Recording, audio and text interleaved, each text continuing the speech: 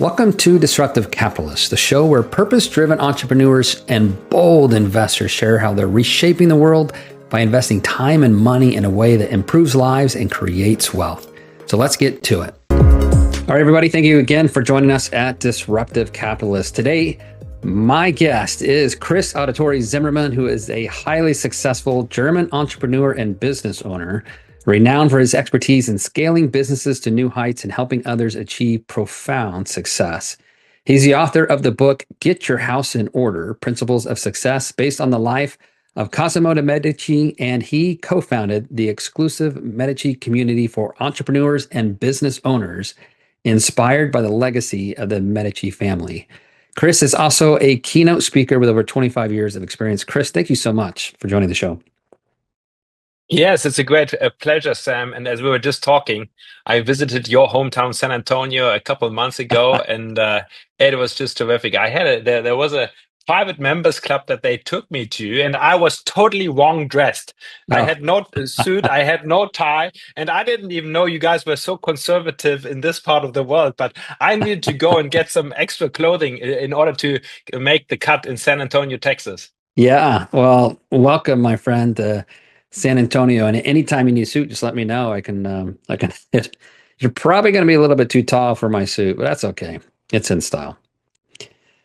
Thank you for, you're from Germany. I love Germany. We were having this conversation too. You used to live in Frankfurt.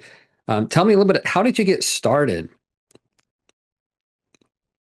Yeah, so my family is from Germany and South Africa. Actually, to make a long story short, my grandfather, after the Second World War in Germany, he literally went down to work in the mines of South Africa. So our family lost everything during the war. We had some great family business in Germany, but then the bombs fell and everything got destroyed. My grandfather saw an advertisement in the Nürnberger Anzeiger, so the little newspaper there in Nuremberg, and saw that there were jobs in the mines of South Africa. And he literally went on this journey without anything and started all over in South Africa. That's where he met my grandmother. That's where my mother was born. Later on, they moved back to Germany. So I was born in Frankfurt, Germany, but I basically spent my childhood going up and down between Germany and South Africa. So I grew up in small airplanes over the bush of Africa, and later on, my grandparents were involved in a lot of missions work, helping schools and hospitals and churches. And so I kind of lived the Indiana Jones life as a teenager. But I'm from Frankfurt, and that's where I grew up officially. I studied law at Frankfurt University. I'm a German lawyer by training and background, even though I've never worked as a lawyer because, I've always been an entrepreneur, started setting up companies. But that's kind of, in short, my background. That's fantastic. And if people don't know this, there are Germans all over Africa doing nonprofit work. I worked with Wildhungerhilfe in West Africa, which was a German-led nonprofit doing, we were building hospitals out there. Like, there's just astounding, and knowing that you're a part of that is just amazing. What an incredible background. So, and actually, Sam, I'm very passionate about Africa. In fact, our family, we were supporting a lot of stuff there. So we've got a family foundation set up where we do that stuff. My grandfather, did many great things, but one of the things he started was a school in the Democratic Republic of the Congo. And so a few years ago, I actually started taking Germans with me to help that school. And by now there are thousands of kids kind of running around Goma.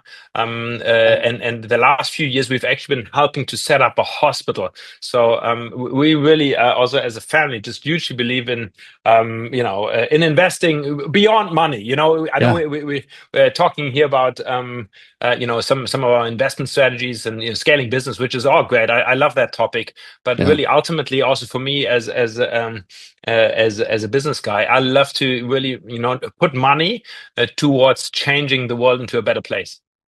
Well, that's exactly why we're here, is that disruptive capitalist, and we'll have to connect some more. I think I built 12 200-bed hospitals in Liberia and Guinea, and we were doing a lot back in the day when I was working in global health before I got into just really impacting. Oh, that's very interesting. I'd love to hear more about that, Sam. Yeah, but for here today, How did you get into apartment complexes and how did you get into investing in the first place? So when I was 18, just finished with high school, my uncle from South Africa, he was big into construction and real estate. He was kind of a Richard Branson guy. Yeah. He had so much energy. He was doing some incredible business down in South Africa. He was building houses. He's built 1,000 houses. He built an import export business. And I just being 18, just out of high school in Germany, I wanted to go to Africa and learn from my uncle. And so he was at that time working on a project in Nairobi, Kenya, on building some townhouses. And I basically said, Uncle, I'll volunteer. And the funny story is that I arrived in Nairobi, Kenya, and after 3 days with my uncle, kind of on the construction side, he said, Chris, I'm going to hand you this project.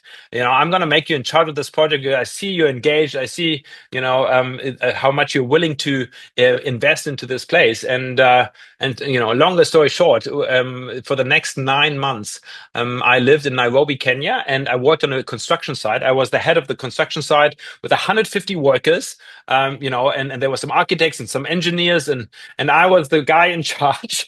18 years old, and Yeah. and Yeah. literally, making phone calls to my uncle in South Africa, help me, I don't know how to do this. And there are all kinds of crazy stories what happened back then. But then afterwards, I went back to Germany, started law school, and this is when my uncle called me up and said, Chris, I would like to invest in Germany in real estate. And because we'd done some projects together in Africa, I basically raised my hand and said, Uncle, let's do it together. Again, let me be the guy. Yeah. So I was still in high school. I bought the first 25 apartments out on Frankfurt when I was kind of, just starting off here with school. And yeah, to make a long story short, for the last 25 years, we've just been buying apartment complexes, commercial spaces, hotels, all in the Rhine-Main area of Germany. So you're Yeah. familiar with the area, but it's basically Frankfurt, and then there's Offenbach, and then there's Mainz, and then there's Wiesbaden, and then there's Darmstadt, and then little villages all around. And so basically, we've been investing for the last 25 years just in multifamily, mostly multifamily real estate. I love that area. There's some nice little lakes out there that we used to go swim at. Darmstadt. I used to go to church in Darmstadt. We used to go shopping and get groceries in Wiesbaden. Like those areas are fantastic little places. My goodness. I need to go visit now, see all the places you guys built and developed, and it'll be fantastic. I'd love to have you. I was on a call earlier today where I told the story that on the day that Trump shut down in 2020 during the pandemic, the flights from Europe to the US. You remember I think Yeah. it was March 2020. Basically, all of a sudden we had the news that there was this global pandemic, and literally that morning. I was on the way to the notary to buy another building in Darmstadt, 18 apartments. And I Yeah. was on the way to the notary. It was 9:30 in the morning. I had the 10 o'clock appointment. I listened to the news, and I'm like, oh, the world is changing. Should I buy another property? And and Yeah. and and so I had this little internal crisis for a few moments whether I should really kind of continue with that, because as we all know, afterwards also the interest rates kind of went Yeah. skyrocketing, and a lot of things change also in the real estate world. But yeah, basically that's part of our background. But now we have our own family office set up just outside of Frankfurt in Bad Homburg. We do some other investments as well, but our bedrock is real estate. Yeah. So now you have your own family office, which you mentioned. I've talked about this before. If you're new, you may not have heard this, but there's really these different levels of real estate. And you mentioned it, Chris, like, hey, when you've done enough real estate, you no longer have to operate it. Now you can become a family office or you become an institution, kind of depending on the route you want to go. And you can invest that capital with an operator who does the work and you still get a great return, but you're But we savvy. actually Yeah. still operate. So we actually still do the management. So I still have a management Mhm. company I mean, it's ours, and we manage our own stuff. But yes, if you buy enough, um, you know, um, you can basically institutionalize a little bit on how you do that. And then, some other questions kind of arise, risk mitigation, but also, family structures, how do you secure things for the generations to come? And so, for us, it's also by now kind of a stewardship question. How do we set up our wealth, not just, for our own net worth, but really kind of how do we structure it for the future, and how do we get the kids involved? I've got 3 boys, which we call the German mafia. My 3 sons, they are 19, 17, and 14 years old, Oh, wow. turning 15 next week. And and so one of the big questions I also have as we're doing investment is, what do you do with the kids, and how do you get them involved? Yeah, great question. It's a challenge. My oldest daughter, 19, had no interest at all in investing or anything like that. So she joined the army, and I was like, okay, but that's what she wanted to do. And, she's starting to ask some questions now. And I'm like, there's a different path It'll here. come. It'll come, Sam. I think it'll come. Yeah. Yeah, yeah, yeah. Kids want to go their own way sometimes. And sometimes they're like you or like me. I was the same way when I was young. I was like, Dad, let me do the work on this house. Like, I want to learn how to do this. So you mentioned you have a global business organization now, or tell us a little bit about that. Yes. So one of our kind of life circumstances that happened in 2020. So we just talked about the pandemic, which changed a lot of things. It also changed something for us as a family. So we were living just outside of Frankfurt back then. So my wife, she's been in business with me all these years. She's kind of the head even of all the management stuff that we do. And we've been married for almost 25 years. And 2020 was really a very tough year for us as a family. I have to be honest. We lived in a beautiful house, but Germany was on a terrible lockdown. And my kids couldn't go to school. I had 3 teenagers. Um, you know, uh, we almost killed each other in the house. Let me put it mildly. Yeah. And I was, Yeah. and I'm the one to blame. Probably, I couldn't travel. I travel a lot around the world. I do a lot of, investing in projects around the world. So, I was really not in my best mood. I had lost a few very big deals actually because of this whole change in the economy. There was some stuff that I'd been working on.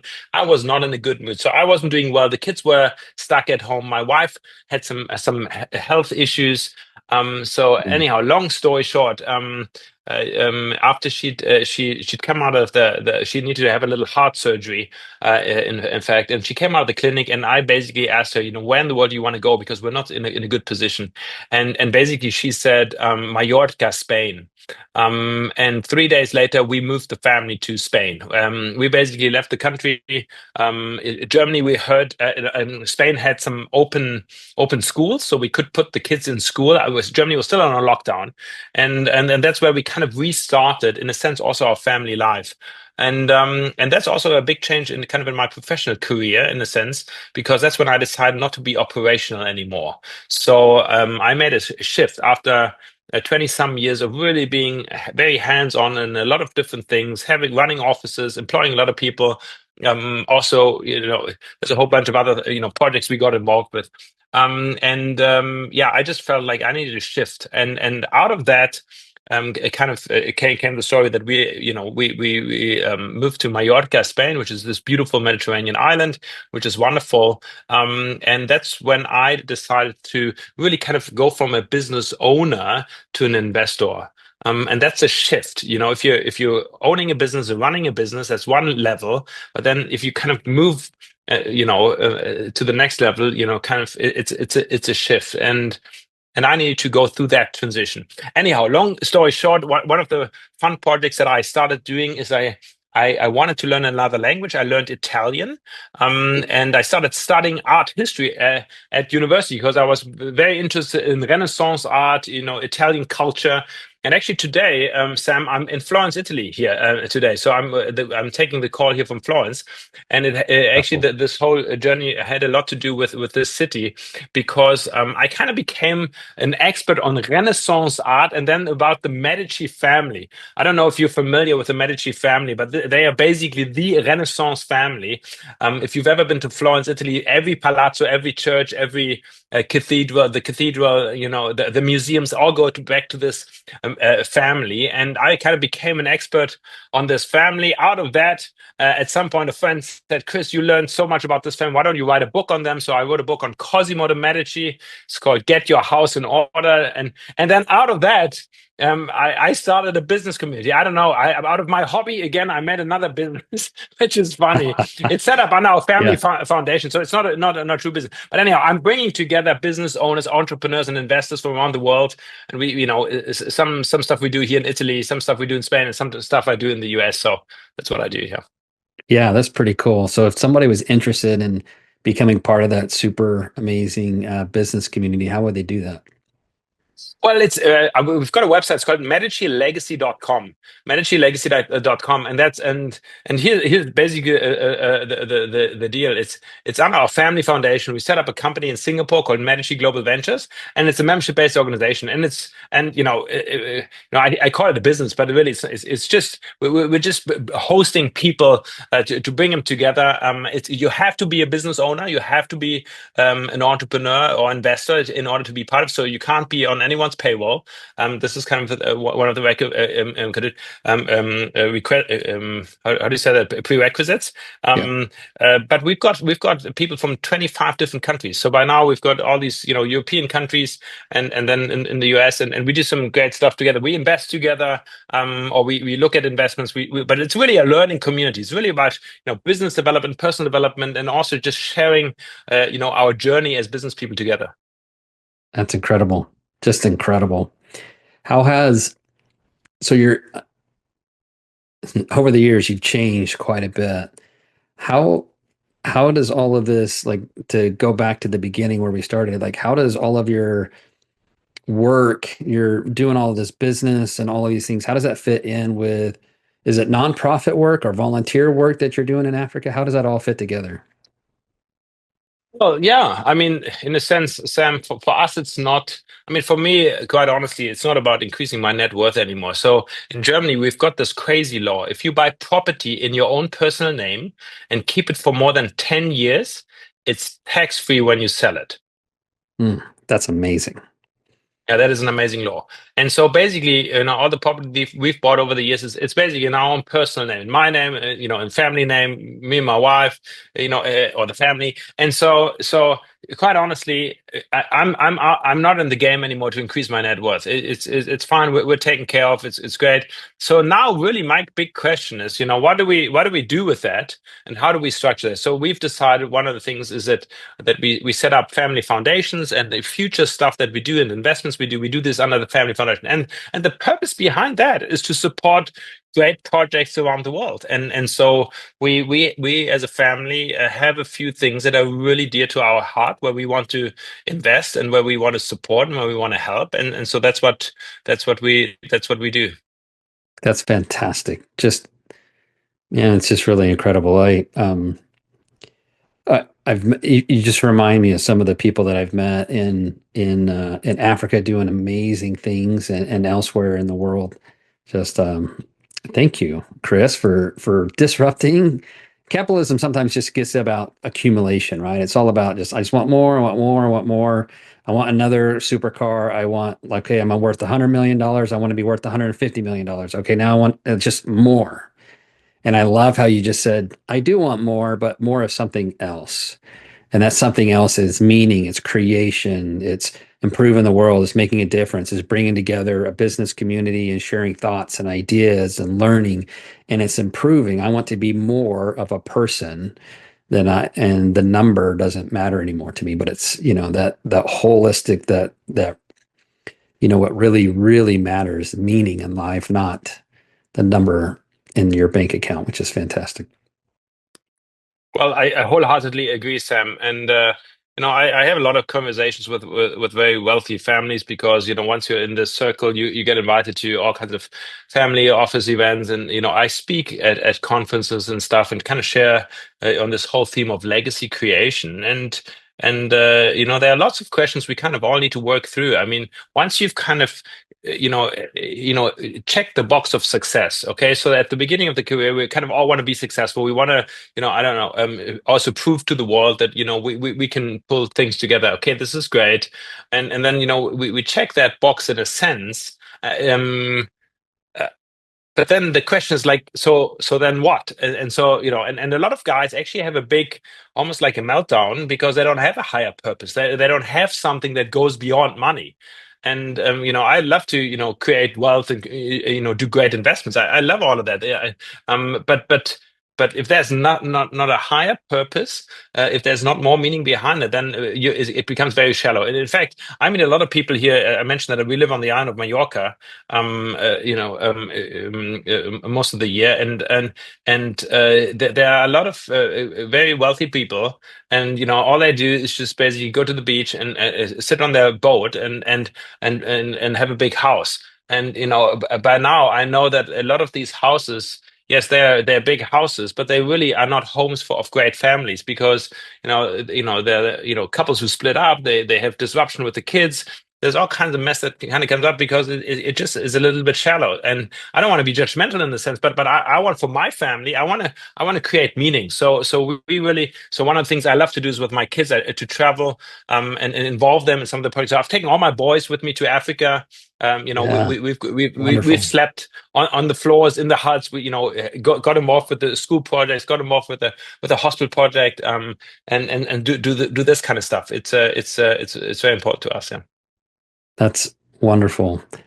I You just bringing back so many memories for me of being in those places. And, we used to, oh, been in some just nasty hospitals that we were trying to clean up and make, you can make such a difference with so little money. You can make such a massive difference in so many people's lives. And when we change that pursuit of more to pursuit of meaning, it just, our lives change. We become happier, our families become happier, we become better people. Cris, it's been an absolute pleasure to have you on the show today. If somebody's like, man, I really want to get connected with Cris, how can they do that? The easiest way probably is just to go on the website managelegacy.com. By the way, there's also a free download of my book that I wrote. So I'm not selling it. Happy to send it to anyone. Yeah, there's a link. I'd be happy to engage. So one of the big joys that I have is to just be leading a lot of conversations because I'm not operational anymore. I actually have the time to kind of show up in different places. So next week, for example, I'll be in Miami. I'm speaking to 1,000 entrepreneurs kind of at a from Latin and South America, and I'm talking about building a global legacy, and I get that, and then I speak at some private member clubs. So I've got some time to really work at the level of relationships, which by the way is just absolutely fantastic for me. So a lot of meaning, I have to say, I also get out of just these personal interactions of meeting people, and then creating some things together. By the way, because you mentioned you're in San Antonio, I've got a wonderful friend that's actually why I went up that I visited, who's an architect, and I think he's got 1,000 architects or something by now working for him, and we've done some wonderful projects together, and literally we met at a conference on the south of France on a small little freaking island, and we just became this incredible friends, and we talk almost every week or every couple of weeks. We just talk with each other, and we do stuff. He's part of the Medici community, and he'll be with me in Mallorca in a couple. We were doing a conference here in first week of May. We're doing a conference on the island of Mallorca where we're bringing business people together from all over. And yeah, anyhow, if you're interested, Sam, I'd love to follow up on this conversation. But also, if some people from your audience love to connect, in Europe.